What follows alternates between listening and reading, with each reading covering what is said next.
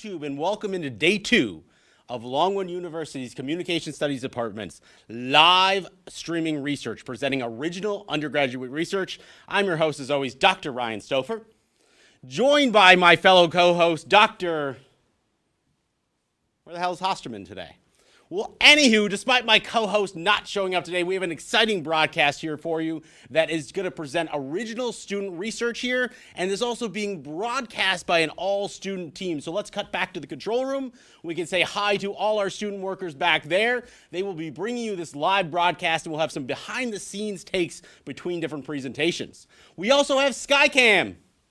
Sponsorship still available here, as it'll give you an insight into what's going on between the presentations and allow you to see all the workings of the studio here. So in addition to being a fully live, student-produced live stream event, of course, we're presenting original undergraduate research here done by the seniors in the Communication Studies Department class of 2023. All of my students are doing quantitative research in the social science perspective. That means they're looking for large patterns of communication, meaning, and this worldview means not everybody thinks the same, but that the majority of people, right, 70–80% of the people given a situation are going to act in a similar manner. So that's kind of the worldview my students adopted as they conducted, formulated 2 hypotheses. Then they conducted a survey and had at least 100 responses. Shout out to Emma for leading the way with over 600 responses here. After gathering all that data, they ran through some significance testing, doing hypothesis testing here. They then supported those or rejected those hypotheses. And then, of course, they discussed what those results are and what they mean in the larger context of things here. So we will hear from our students. 9 presentations are on the docket today, about 7 minutes each. And so those will get started very soon. So stay tuned for day 2 of 2023 Longwood University Communication Studies Department live original senior research.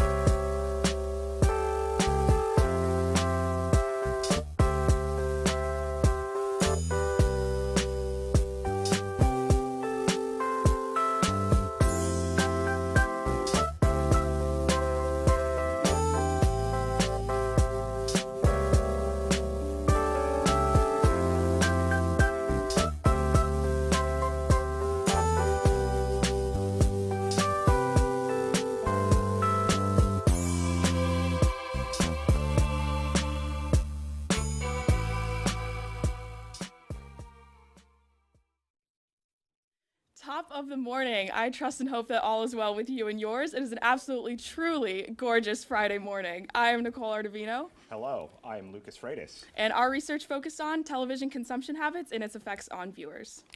So, before we begin discussing our research on binge watching and viewership, we have to define what binge watching is.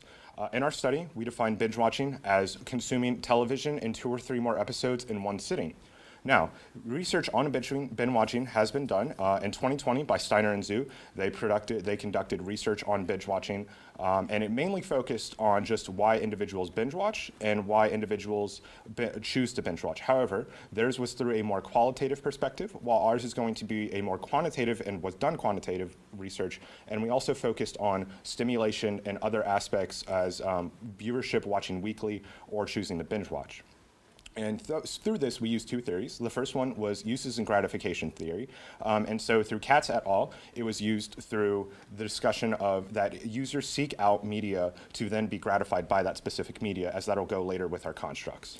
And our second theory was media dependency theory, and according to Yang et al. From 2015, that basically says that the more that people depend on media, the more that they use it and interact with it in the future. So for our research, we conducted 3 hypotheses total, and 2 of them ended up being supported, and that first one was the more that a media consumer uses a second screen, then the likelihood of binge watching increases. And then the second one was the more streaming platforms that a media consumer uses, the more likely they are to binge watch television.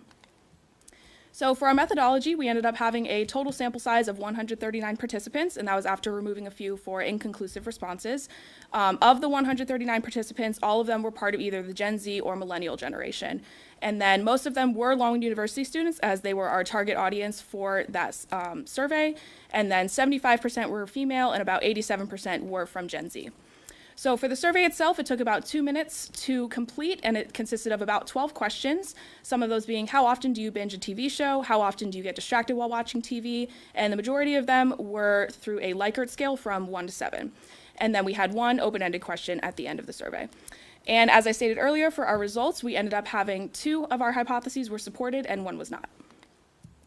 So we had 4 constructs for our research, one of them being attention span and how binge watching can have an effect on that. So what we found through our research was that respondents reported to very often getting distracted while they were watching TV. And one of the responses to our open-ended question was, I prefer a whole show to drop at once so I can watch it at my own leisure. If the show only drops once a week, I will be more likely to forget to finish it or get bored with completing it. Our second construct was validation and satisfaction, tying back to our theory on user gratification theory. Users reported that they were more satisfied when they chose to binge watch, as this was a common theme throughout our open-ended questions. As you can see here, it's satisfying feeling to be able to watch as many episodes as I want in one sitting without any interruptions. Then it leads us to our third construct, habits. The constant need for validation from binge watching can instill binge watching habits. Binge watching is still a kind of recent thing, but for users to seek that constant feeling of satisfaction and validation, they are going to continue watching episodes back to back. And again, with streaming services like Netflix, Hulu, HBO Max, with their post-play function, that has instilled more media consumers to continue watching right after an episode ends. And our fourth construct was stimulation and how binge watchers have a constant craving for mental stimulation when they are watching TV. So binging allows for media consumers to watch multiple episodes in a row with very few breaks in between or very short breaks in between, which encourages them to watch more.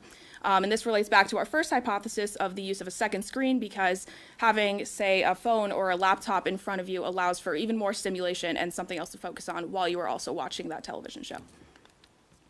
So, when conducting our research, we did come across 3 limitations. The first one was the small population and uneven demographics.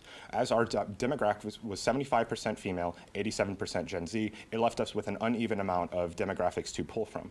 Also, during the survey construction, there was an additional loss of a third dependent variable question that would then tie into our third limitation of variable measurement, as we were able to measure a user's satisfaction from binge watching as they were through our open-ended questions. However, through the Likert scale that we used, it was very difficult to find and understand a user satisfaction from binge watching on a scale of 1 to 7. So for future research, we found a couple different ways in which this research could be expanded. One of them being generational differences, such as Gen Z versus an older generation like Gen X or baby boomers, and how those viewing habits differ.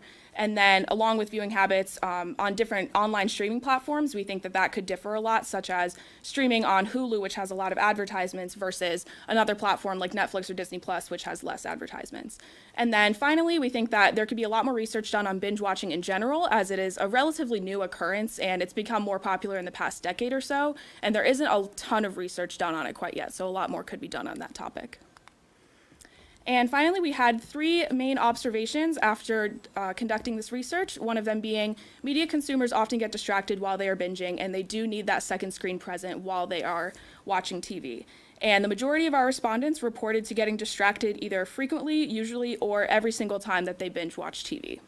A second observation found through our open-ended questions was that the main reason for users to binge watch is for their own control of time sake. Many users reported that the reason they choose to binge watch is one, off of satisfaction, and but mainly because they feel like they have control over their amount of watching. However, in our third observation, and if you excuse me as I make sure I don't, I want to have a clear statement, while our second observation showed that the main reason for binge watching was to be in control of their own viewing habits and time, a common occurrence through open-ended questions was that the media consumers do not have enough time to watch weekly.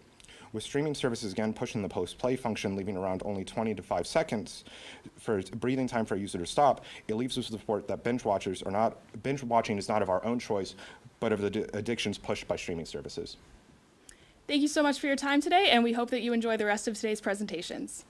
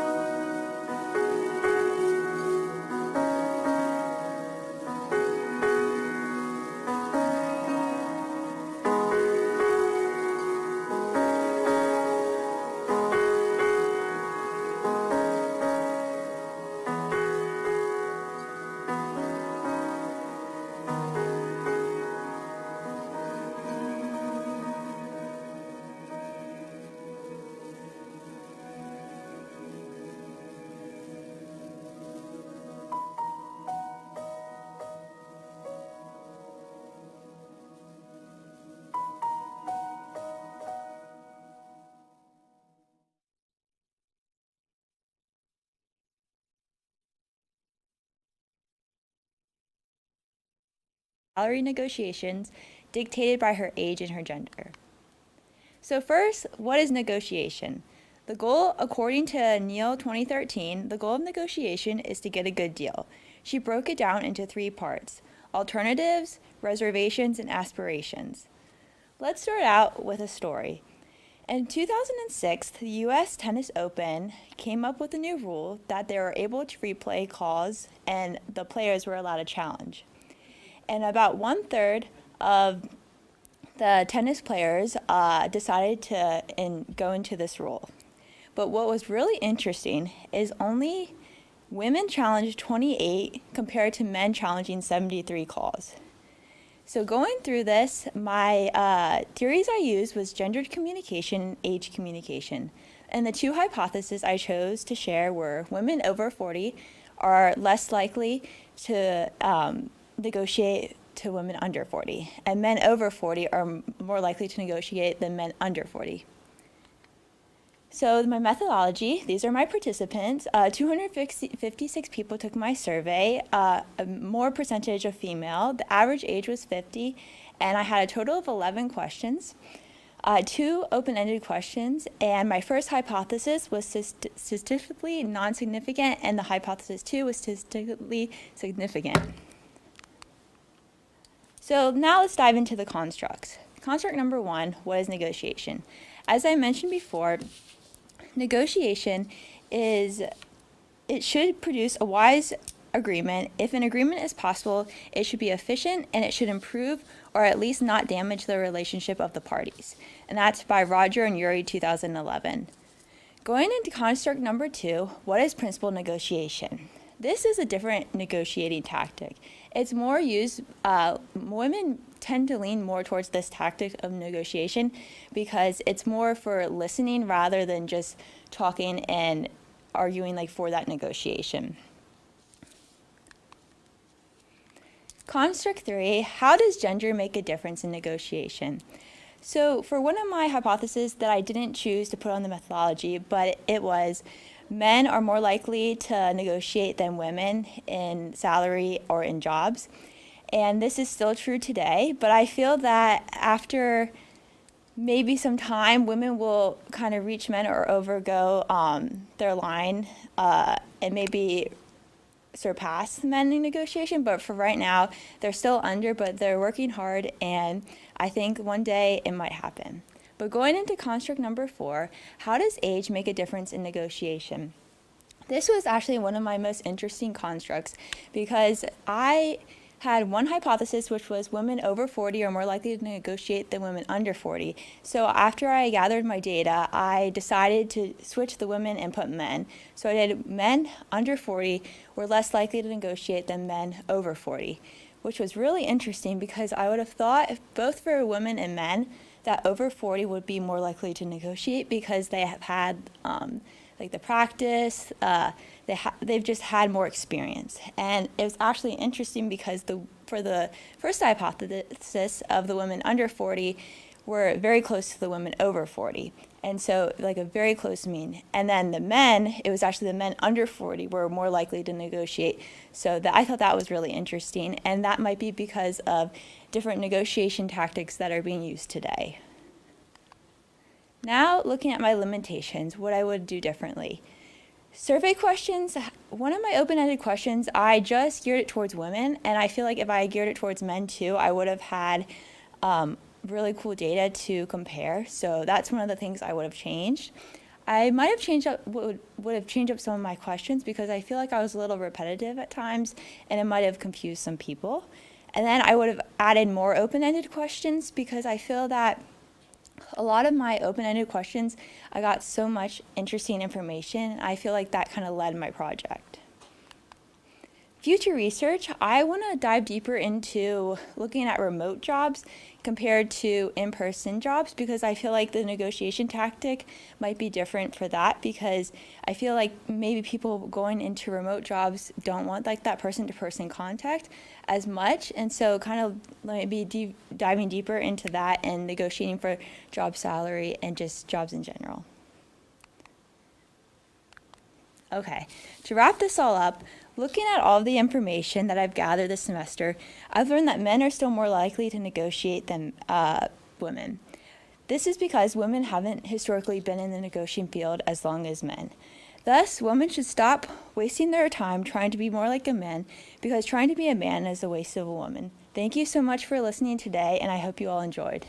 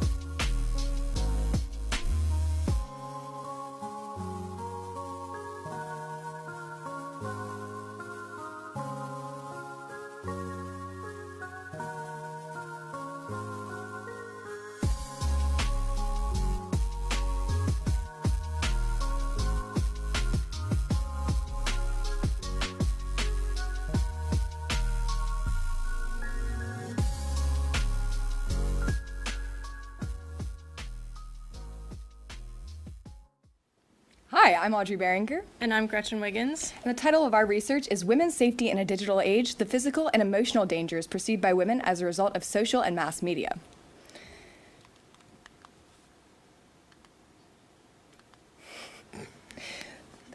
Sorry for the pause. The goal of this research was to gain a better understanding of the relationship between media consumption and the perceptions of safety. Further, how these perceptions influence attitudes towards dating apps. Now, we decided to do this topic because we noticed the anxiety that certain themes induce in ourselves and others, and we were curious to see if this was applicable on a larger scale. In regard to our research gap and literature review, we conducted our literature review around our 4 concepts, which will be discussed shortly. We did not find any prior research on our topic exactly, but it was very helpful in constructing our methodology. We built our research off of 2 theories, the first of which is cultivation theory, which was proposed by George Gerbner in 1969. And cultivation theory says that media influences the way that people view the world. Specifically, we looked at mean world syndrome, which is a branch of cultivation theory that says that the more media a person consumes, the scarier they believe the world is. We also looked at social exchange theory, which was proposed by George Cummings in 1958, that says that people weigh the pros and cons before engaging in interactions. Our first hypothesis says that the more media a young woman consumes, the scarier they believe the world is, which will influence the decisions that they make. And our second hypothesis says that college-age women are more likely than college-age men to perceive meeting strangers from online dating as potentially dangerous, both emotionally and physically. After data cleanup, we had 102 participants, most of which were female, and most of which were aged 18 to 22. We conducted a survey that took about 3 minutes to take. We had 11 close-ended questions and 1 open-ended question, asking participants to reflect on their online dating experiences. Both of our hypotheses were statistically significant, as well as our post hoc, which was based off of our responses from the open-ended question. Gender was a key part of our study, as we wanted to specifically see how women viewed the world. One instance where results were different based on gender was in the open-ended question. We found that women have a more negative experience with dating apps than men do. We chose age as a construct to see if it played a big role in perceptions of safety in person and on dating apps. However, it did not end up playing a significant role. Moving to our last 2 constructs, we found the community took on 2 separate definitions depending on which hypothesis it was applied to. And while this was not originally part of the plan, once we concluded our literature review, it seemed to make the most sense to divide them in this way. So as hypothesis 1 focused on the perceived dangers due to media consumption, we took community to mean a physical group to belong to. So as for an example, women felt safer traveling in groups or at least accompanied by one other person as to traveling alone, especially in public situations. As hypothesis 2 referred more to the safety when dating, especially with online dating, we took it to mean an input from trusted acquaintances. So women, even if they were meeting someone that they had not yet met in person, they felt more comfortable doing so if they were a person who was vetted by someone that they knew and trusted. Moving to media consumption, which was perhaps our most impactful construct, as it related most strongly to mean world syndrome, which we based our research off of. We did find that participants that consumed more media found the world to be a more dangerous place than those who consumed less. When we first launched our survey, several of our demographic questions were missing, such as age, gender, and media consumption. We realized it after 15 people had taken the survey. We believe that there were gaps in our questions that could have been filled by asking some different questions, such as, do you believe that the media you consume affects your perception of safety? We also believe that asking more questions would have also helped us have better reliability between our dependent variables. And looking forward, we felt that each individual hypothesis offered more specific areas for study in the future. In regard to hypothesis 1, we felt there is potential to examine more closely the emotional responses to specific themes within media, so which themes may induce fear or, on the opposite end, comfort. We also think that looking at how much media is consumed in relation to levels of anxiety is something that can be analyzed more closely.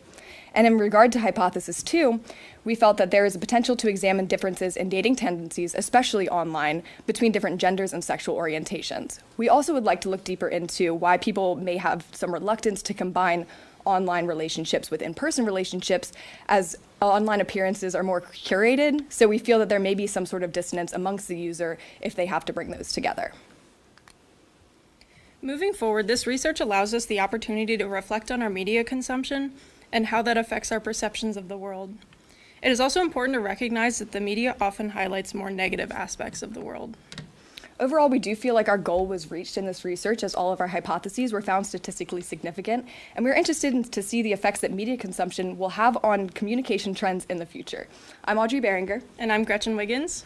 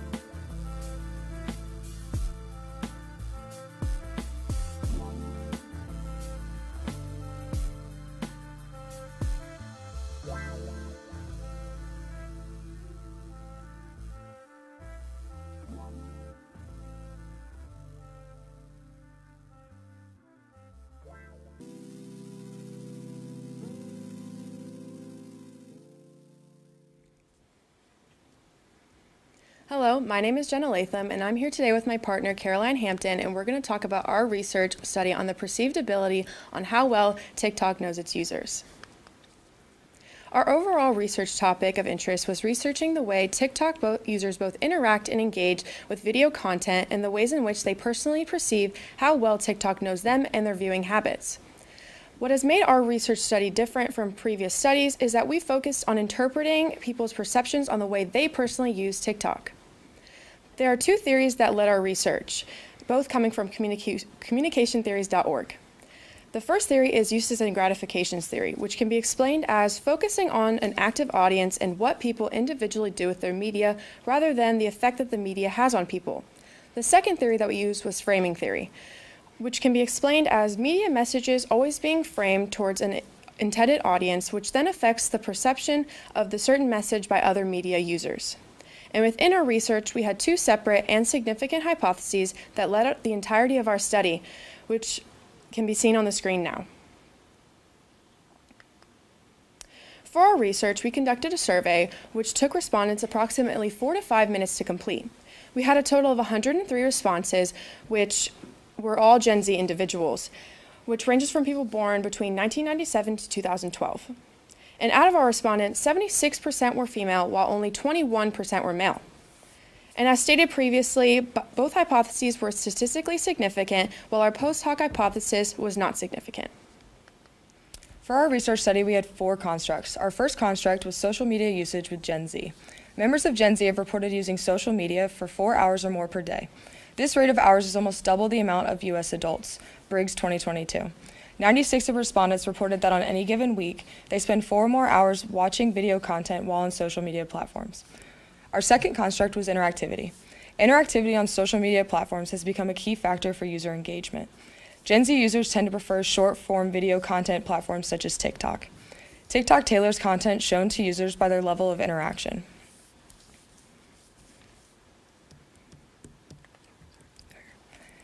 Our third construct was availability of content. TikTok has revolutionized social media content consumption by providing easy access to short-form videos, which is ideal for those in Gen Z with shorter attention spans. TikTok's mobile design allows for constant and easy accessibility of content. Our fourth construct was visual communication. Visual communication has evolved with digital and social media technology. Visuals have transformed how people relate to each other and how the world around them, as well as their sense of self. When it comes to our particular study, we found 3 limitations. One of those being the age range of respondents, which also connects to another limitation of sample size. Since we only focused on Gen Z individuals, we then unintentionally created the other limitation of the amount of people who could take our survey due to them having to be born in a certain generation.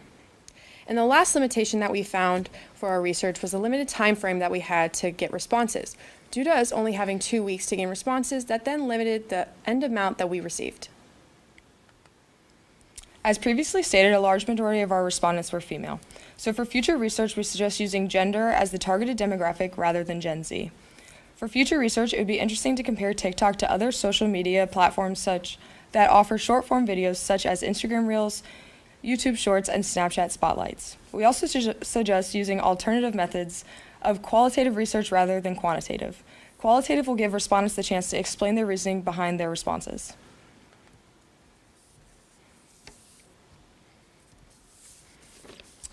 To conclude, by individuals continuing to use TikTok for many hours of the day, it gives the app more of a chance to know them better and helps to further understand why users keep using the app. Our study found that almost all of the respondents use social media for an average of 4 or more hours a day, which is consistent with previous research.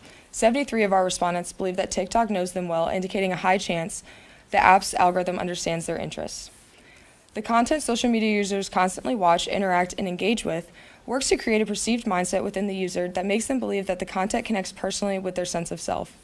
Over 60% of our respondents in the study stated that TikTok has some or major effect on the perceived truth of their personal life and self. 79% of our respondents answered higher when asked about personal connections to visual content consumed on a daily basis, which signifies the importance of results found regarding the amount of time spent watching video content on social media. Another key takeaway that we found was the open-ended responses revealed that Gen Z users also tended to click not interested on videos that they found disturbing or not representative of their beliefs or self. Thank you for listening, and stay tuned for some more presentations.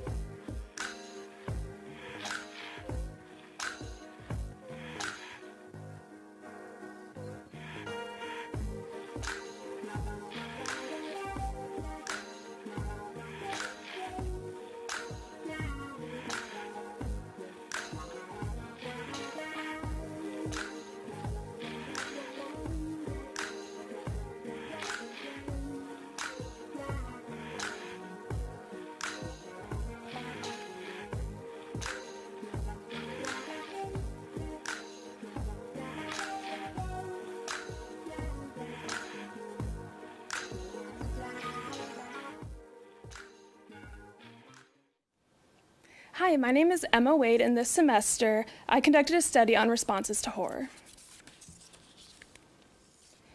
The goal of this study was to compare the reactions to analog horror and classic horror while also seeing how viewers of this genre like to watch their movies in regard to either being alone or with others. In the beginning of the study, I learned that there was a huge gap in prior scholarly research. While there were some articles that dove into horror content, there wasn't anything really specific to analog horror since it is a relatively new subgenre. Similarly, there wasn't anything on how horror movies relate to group viewership. Due to this, I had to complete my research by breaking down the topics and piecing it together, such as how different camera tricks can affect a viewer, or what horror movies do to the brain while watching. This research was done through the lens of cultivation theory and mean world syndrome. My first hypothesis was there is a stronger reaction to analog horror compared to classic horror. My second hypothesis was viewers have less of a reaction to horror movies when watching them with others compared to watching them by themselves. For my methodology, this research was completed through an online survey with 17 closed-ended questions, 4 questions about the participants' demographics, and 1 open-ended question. Once the survey was closed, I had a total of 673 participants. 82% were female, 9% were male, 83% were white, 2% were black, 47% were aged between 18 and 24, and 30% were aged 25 through 34. The results of a correlated sample t-test showed that people have a stronger reaction to analog horror than classic horror, with the p-value being less than 0.0001, meaning that it was significant and my first hypothesis was supported. The results of an independent sample t-test showed that people have a stronger reaction to horror movies when watching them by themselves rather than watching with others. Since the p-value was less than 0.0001, again, my hypothesis was supported. For my post-hoc, I developed another hypothesis that female had stronger reaction to horror films when watching them by themselves compared to males. The independent sample t-test had a p-value of 0.0034, meaning once again my hypothesis was supported. Throughout this study, there were 4 constructs that guided me. These 4 were analog horror techniques, fear from horror movies, social bonding from fear, and group reactions to horror movies. These techniques used in the subgenre of analog horror are typically shaky cameras, a nostalgic feeling, a first-person point of view, and in 2015, McRobert found that these factors make the viewer feel like they're actually experiencing the movie. On average, the reactions to the analog clips shown in the survey were stronger than the ones shown to the classic horror, and this supports the theory that analog horror does pull out more of a reaction. The second concept examined in this study was why one can experience fear while watching a horror film. A prior study done by Goodrich in 2017 found that this could be explained by the plot and content in the movies, specifically ones that kind of warp modern societal issues. For this study, there was an open-ended question that asked why someone either likes or dislikes horror movies to address this specific construct. The largest category of answers was the content, with 27% of participants mentioning it in their reasoning.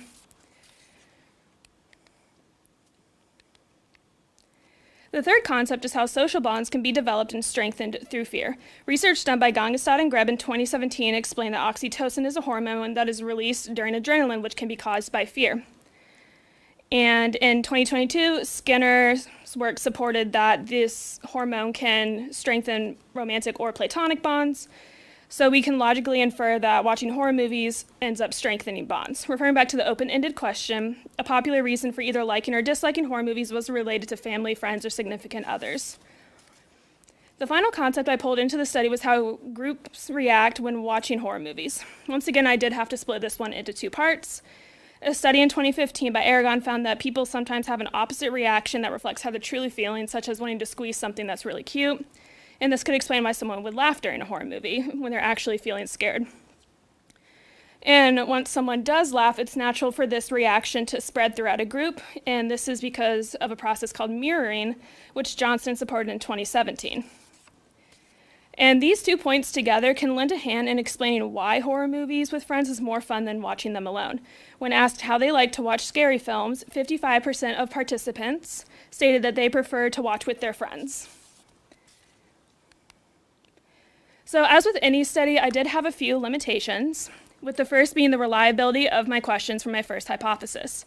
When averaging out the answers to multiple questions regarding my first dependent variable, I found that the reliability only reached 0.55, which is considered poor. My second limitation was my demographics. I did obviously have a large number of participants, but they were primarily white females between the ages of 18 and 34. My third limitation was my overall method of an online survey. It was good to grab basic information out of participants, but since reactions are a very personal topic, I was unable to dig deeper into them.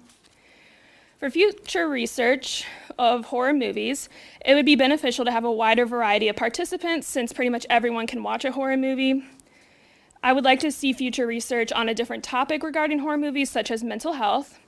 And I think it would be beneficial to do a different method, such as interviews and observational, to once again get more information. So in conclusion, films are an integral part of our society, and this research that I completed can help people understand the effects that certain people have to certain different movies, such as you wouldn't want to show an analog horror to children or patients or any other group that's vulnerable to fear, and also the reasonings for liking or disliking can help pretty much anyone in entertainment. Thank you.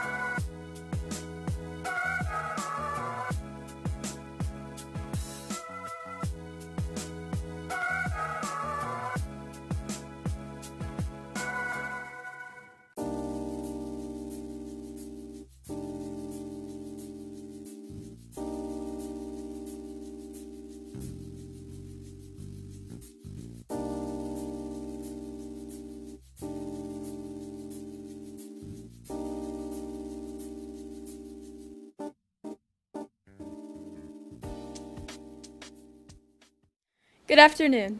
My name is Lily Puckett, And I'm Ainsley Cummings. and we did our research project on TikTok influencers' effect on mass consumption and capitalism. For our research, we wanted to see how TikTok influencers have an effect on mass consumption and capitalism. TikTok is a newer app and social media platform with room for many different niches. Influencers soon arose and began promoting their products that they use. These influencers post videos and show these products to their followers, and their followers turn around and go and buy those products. We did not find a lot of research previously done on this topic. We used Laswell's communication theory that describes who is saying something, the channels they use to convey those messages, who it is aimed at in the messages, who the messages affect. We also use social marketing theory that promotes socially useful information, as well as gratifications theory that helps us understand why people use certain media to satisfy certain needs. So for our hypotheses, H1 was the more time someone spends on TikTok, the more likely they are to be influenced by consumerism. H2 is women are more likely to be influenced by consumerism than other genders. And our post hoc hypothesis was there's a difference between Gen Z and millennials regarding consumerism on TikTok. We constructed a 15-question survey on Google Forms, and the link was active for 7 days. There were 112 responses, but only 87 were used because people either didn't answer crucial questions or they had admitted to not watching TikTok in general. Of these, 90% were women, 5% men, and 3% non-binary. We conducted a content analysis of the open-ended question of whether or not respondents enjoyed watching TikTok influencers and why. These responses were then split into 5 categories: visual display of items, educational or seeing reviews, paid and promotional content, little to no interest, and other. Further, the first hypothesis was approaching significance, the second was significant, and the post hoc was also significant. We wanted to dive into gaining popularity on social media. Influencers have more than 5,000 followers on TikTok, and we saw it is important to see how they gain those followers. We found that people enjoy watching these influencers because they are more normal than celebrities. We also analyzed the gender differences due to the fact that different genders use social media differently, and we also found that women more so like seeing beauty products and men like seeing technology and gaming. The third construct is consumerism and the age of spending. Most respondents decide to purchase items that they see used by an influencer on TikTok. The uses and gratifications theory further proves that when products are pushed out to the public, it becomes ingrained in their minds that they need the product as well. 64% of respondents either strongly agreed or agreed that popular items on TikTok are more desirable. Finally, we also wanted to discover how different generations are affected by consumerism. Our results from the post hoc hypothesis further proved a study conducted by Biringer et al. In 2018, which stated that Gen Z uses more social media to aid in forming their self-concept. For TikTok in particular, we found that Gen Z and millennials both employ social media and are influenced by consumerism in different ways.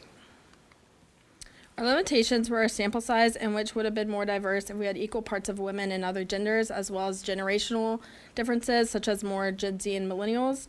We also feel as though more concrete survey questions would have been useful, as some of our questions got a little wordy. We also feel as though we could have had more specific dependent variables. In future research, it would be interesting to have a sample size of only women or only other genders or even only older ages. Other constructs that could be used are micro-influencers, YouTube Shorts versus TikTok, and if TikTok filters aid in audience engagement. Also, some qualitative methods such as interviews or focus groups would further develop research as well. Overall, influencers with a platform are viewed more by people who often use the app, and which leads to an increase in product promotion and therefore an increase in capitalism. We found women are more influenced than other genders by capitalism, and 64% of our respondents believed products on TikTok are more desirable, and different generations are influenced in different ways, and Gen Z uses the platform to form a self-concept. This graph below depicts each gender's response to our open-ended question, asking what they use the TikTok app for mainly, and that's it. Thank you for watching.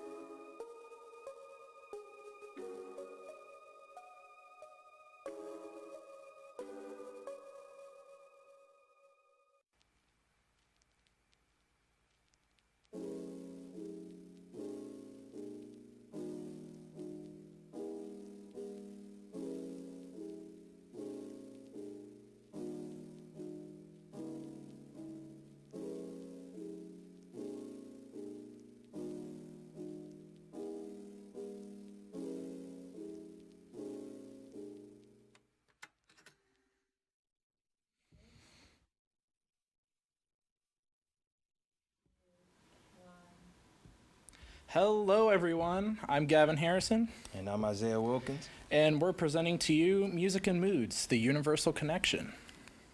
So, what is our research study? Well, the purpose of this study is to explore how music affects people in everyday life, specifically focusing on how the mood is affected by music and how music affects your mood depending on different situations, but also how choosing your music affects your mood and how that affects your choices. And so our research gap focused on Schwartz and Fouts from 2003, and it examined the personality characteristics and developmental issues of adolescent listeners, and by examining preferences of different kinds of qualities of music.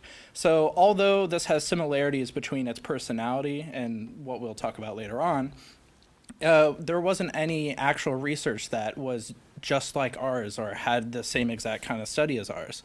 And so our study looks at the effect of music on how people in everyday life looks at music and how music affects oneself in their emotional state and the overall influence in the choice of music based upon one's emotional state and perceived outcome of listening to said music. Well, thank you, Gavin. We used one theory proposed by George Gerbner in the 20th century, with it being the cultivation theory, which means that the more you see things on the media, the more you are influenced by said things. Now, this theory connects music and mood by the four constructs that we will be discussing in a moment. We had two hypotheses. The first one being a person will choose different kinds of music based upon one's mood, location, and personality of a person. And our second being music dictates what mood and emotional state a person will be in depending on what genre of music is played in the environment and where it is played in. So going into our methodology, our participants, we had 112 participants total, and the total participants of gender was 59 males and 51 females, having a broad and almost even pool of participants, but we also had one gender fluid. And so in future studies, we would also like to look at more diversifying our participants and what gender they identify as, which would be good for future research. But our average age group that we had for our study was born between 2000 and 2001, yet our oldest participant was from 1932 and our youngest was from 2005. And so the procedures of conducting this study, we used a survey. And so the average length of our study took between 5 minutes to 5 minutes and 30 seconds. And the question format that we mostly used throughout this survey was a checkbox, multiple choice, and experiment, which we used music videos or music video clips that we inserted. And after presenting those, having the participants watch it, they would then give feedback on how that made them feel. And so going into our results, as mentioned before from our first hypothesis, it was significant. We had significant data that we received, yet our third variable, not so much. In particular, we have our dependent of mood and location, but our third one being personality. So we sadly didn't get as much research or research data from that to fully provide that personality was a significant research, but our overall data made the hypothesis significant.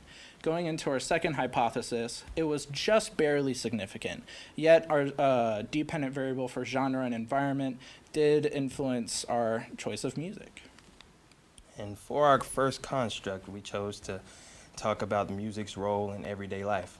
We all know that emotion plays a big part in how we listen to music, but what we really wanted to study was how location plays a part also in that.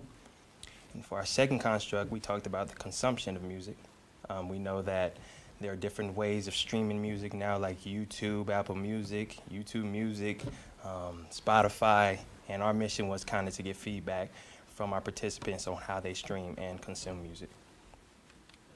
For our third construct, we discussed gender. Now our surveys were equal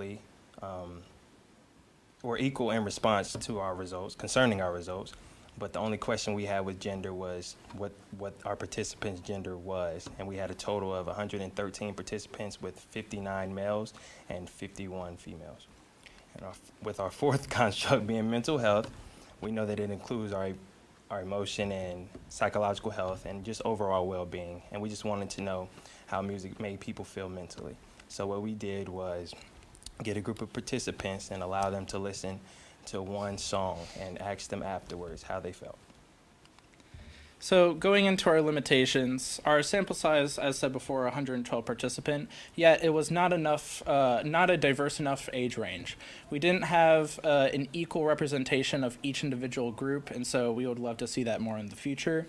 And as a variable measurement, we sadly did not have enough questions or specific questions to help bring the significance of our third variable from H1 into its process. And for our future research, we chose that we should do a different sample, maybe a larger sample and an equal sample with a variation in age, as it would give us a wider variety of results within our literature review. And so going into our experimental method, what we would really like to see in the future is maybe a new study, taking a look at the preference of the lyrics and instrumentals, because that would be very interesting. Now, our key takeaways were the majority of participants who took part in the survey expressed that the music played an important role in their lives, and also based on our results, location plays a huge part in what participants listen to as well. And so not a single participant said that the music has not played an important role in their life, and I think that is an important takeaway, because music affects everyone differently. And so we need to ask ourselves, how does it affect us in everyday life? And paying attention to when we use it, how we use it, and how it'll look like in the future. And as always, thank you so much for watching, and we'll catch you next time. Thank you.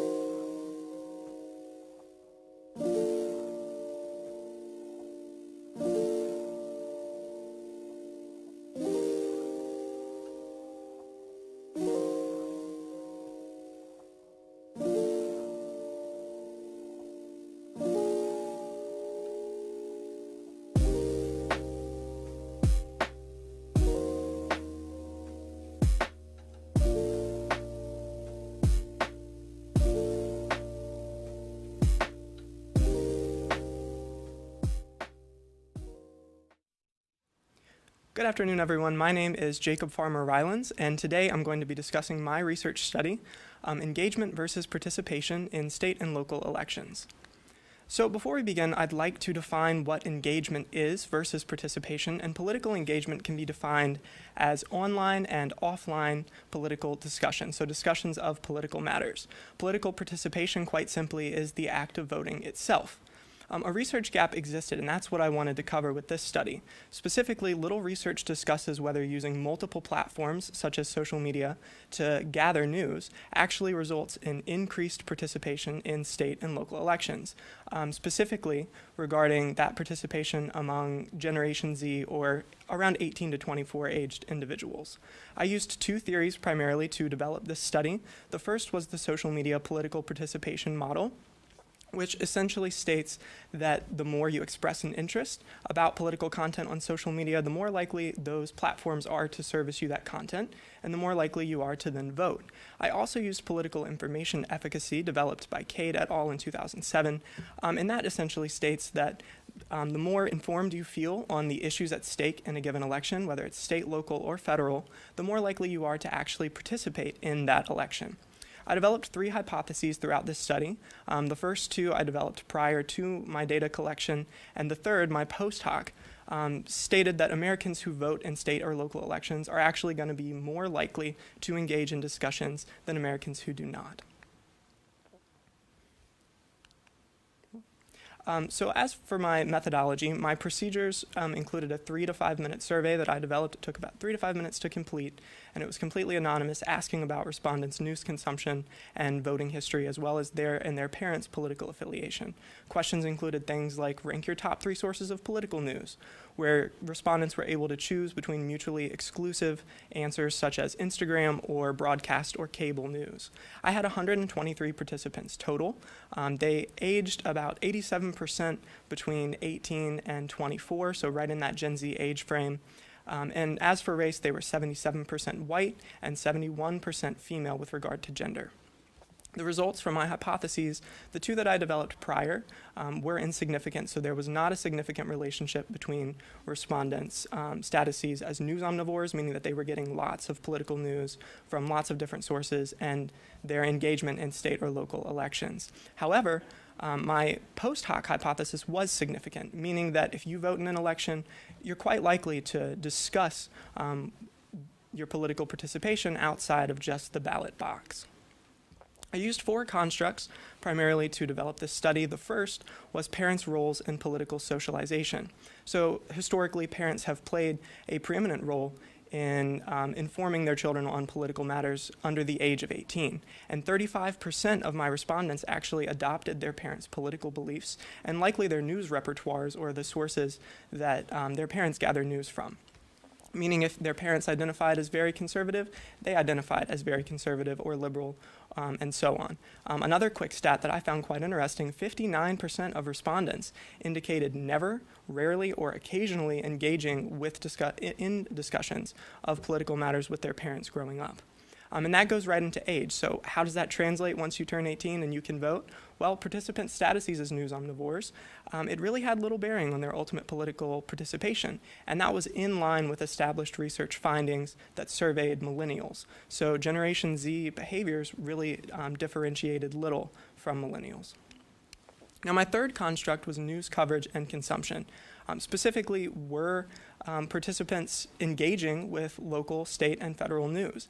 And only 1 participant, so less than 1% of my total respondents, indicated a local print newspaper as their primary source of political news. Instead, about 34% indicated online news websites servicing national news, as well as 23% indicated broadcast or cable news, and 11.5% indicated Instagram as their primary political news gathering apparatus. And my final construct was perceived salience of political matters, meaning do respondents believe that political matters are of relevance to them personally? And does that translate at the ballot box? And less participants indicated having voted in local elections at 57% compared to having voted in state elections at 72%. So what that means is that issues of particular relevance to lots of Americans, so those local issues, are really less salient in the minds of voters. Now, of course, my study was not without limitations, 3 primarily, the first being sample design. As a convenient sample of predominantly white, young, female respondents in that Generation Z age range, it was not representative of all Americans. And one of my variables, which was measuring online versus offline political discussions, really should have been separated, and future studies should separate those 2. Finally, parental beliefs. I asked a question regarding parents' political affiliations jointly, and I believe that future studies should explore the political beliefs of parents separately. Future research, again, should explore specific platforms. So does news consumption on Instagram result in greater political participation than news consumption on Twitter, for example? And a more representative age range should be surveyed in future studies, as well as news repertoires. So where are young adults getting their news from? Is it what their parents gather news from, or are they changing once they turn 18? So what were the major takeaways from this study? Well, it's possible that parents are actually playing an increasingly secondary role in their children's political socialization as Americans are joining these online communities at such young ages. And the age at which Americans are joining these platforms really needs to be studied further. Going back to social media political participation, back to that model, we need to understand better how these content platforms are servicing political news to young adults. And finally, young voters demonstrated an overall robust consumption of political news from a wide variety of sources, and they are voting, which is a good thing for democracy. Thank you, and have a great day.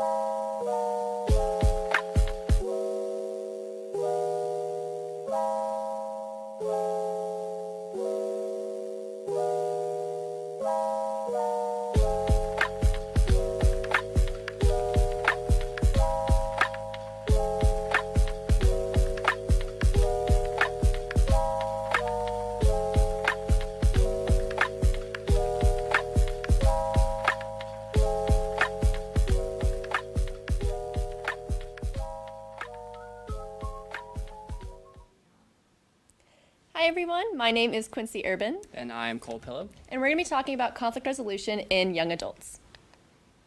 So, as Quincy just said, we looked at conflict resolution methods in young adults. Our research got really focused on social media and how conflict resolution methods are used on social media and how they impact the social norms. The theories that we used for this research study were the Thomas-Kilmann conflict mode instrument and the 5-factor model of personality. The Thomas-Kilmann conflict mode instrument is broken down into 2 dimensions, the assertive and the cooperative dimension. And within those dimensions are 5 different conflict resolution methods. The first is accommodation, avoidance, compromise, collaboration, and competition. And for the 5-factor model of personality, it breaks down personalities into 5 different categories, which is basically the acronym for that is CANOE. For our first hypothesis, we looked at young adults placing value on relationships and how that value will impact the conflict resolution method chosen when in a conflict situation. For our second hypothesis, we looked at the power imbalance and how people with less perceived power are more likely to engage in accommodation conflict resolution styles. And versus those with more perceived power who are more likely to use the assertive styles. And then our last hypothesis was about social media and how young adults are more likely to use the avoidance or competition conflict resolution methods when in conflict situations on social media platforms. So for our procedure, we used an anonymous survey that asked 35 multiple choice questions and one open-ended question that evaluated how young adults interact with strangers. From this, we learned a baseline for the rest of our interactions of interpersonal relationship types. And a typical question that we usually asked for our multiple choice questions was, how highly do you value your relationship with XYZ person, including a romantic partnership? For our participants, we were targeting ages people for 18 to 29 years old. We also were able to take 94 responses and whittle down those average ages, which were between 21 and 22. Finally, our average hours spent per day for social media usage was 2 to 3 hours per day. And finally, all three of our hypotheses, which were chosen before our study was conducted, we all found significant evidence in support of those. For our first construct, we looked at general conflict resolution. This really helped define the differences between face-to-face mediated communication and communication mediated on social media platforms. And this relates back to our survey basically through our open-ended question, in which we broke down into 5 categories our responses. Those categories were the avoidance of conversation, extroversion, surface level communication, reciprocal conversations, and an other category. For our second construct, we looked at social media and communication. This construct helped define our third hypothesis, as well as provide examples of actions that lead to deteriorating communication on social media platforms and how those social norms play into that. This related back to our study by looking at how participants, in particular young adults, who viewed themselves as less cooperative or more likely to use the avoidance or competition conflict resolution style. For our third construct that we looked at, we used power dynamics and imbalances. This really formulated our second hypothesis on power dynamics, and it helped us define power imbalances, and helped us quantify power in conflict resolution situations. Through this, we were able to determine that participants who had less perceived power in a conflict resolution situation were more likely to use accommodation, rather than participants with more perceived power in a communications dialect here. We saw that they were more likely to use the collaboration and competition styles. For our fourth hypothesis, or our fourth construct, we looked at interpersonal relationship types. This really helped us formulate our first and second hypotheses by helping us define value and putting those onto different interrelationship styles that we looked at. We looked at 5 interpersonal relationships, including romantic partnerships, parents, siblings, best friends, and strangers, once again, to formulate that baseline there. Through that, we were able to determine that participants who placed higher value on the relationships were more likely to use collaboration style versus those with less value. For example, for romantic partnerships, we had an average value of a 4.8 out of 5, whereas strangers had an average value of 2.7, and from that, collaboration was most likely used with the romantic partnerships. When it came to our survey limitations, the biggest issue was that we had a very small sample size, and our survey was really marketed to students on a PWI, which is a prominently white university. So we definitely suggest moving forward to have a larger sample size and also include more diverse inputs. We also had issues with our survey construction, and basically what that came out to be was that some of our questions were not applicable to all participants. For example, some participants do not have a romantic partner, or they do not have siblings, so they were unable to answer those responses. And finally, the last suggestion that we have for future research, as well as the limitations regarding our study, was that our survey length was considerably long, and that definitely deterred some participants from completing the entire survey. So moving forward, we suggest to condense the survey down to around 5 minutes at most. For our future research, we suggest that researchers use a larger sample size as well as a more diverse sample size. That way that you can look at young adults and their conflict generally instead of by a PWI standards. Another construct that we would like to introduce into future research would be the addition of using multimedia components inside of that research. That could be memes or emojis within social media usage. Finally, we want to look at a qualitative methods that we can look at the emotional responses, those multimedia components, as well as our other constructs added to the to the participants' responses. And when it comes to our discussion, we looked at how the impacts of value placed on relationships and how that does impact the conflict resolution method chosen. We also looked at how power imbalances impact the emotional response, and then we also looked at the impacts of how social media, impacts young adults' conflict resolution styles. And that wraps up all the presentations for Com 460. We now have the distinct honor and privilege to introduce the one and only, The man who has given us the most headaches this semester, Dr. Dr. Ryan Ryan Stouffer. Woo! do you want this? Sure. Oh, you're going to give it to me remotely here? Yeah. Well, that wraps up day 2 of our live senior research streaming presentations here. I am so proud of everything these students have done here over the course of the 2 days. Obviously, Dr. Hossman's students were also presenting with us yesterday some qualitative methods, but I think it's very interesting to look at the difference between a qualitative research his students did and the quantitative research my students did here. So thank you again for tuning in. As always, we will be back next spring for the 7th edition of live undergraduate research here presented by the Communication Studies Department here at Longwood University. Thank you. Good night and good luck. I'm going Edward R. Murrow here.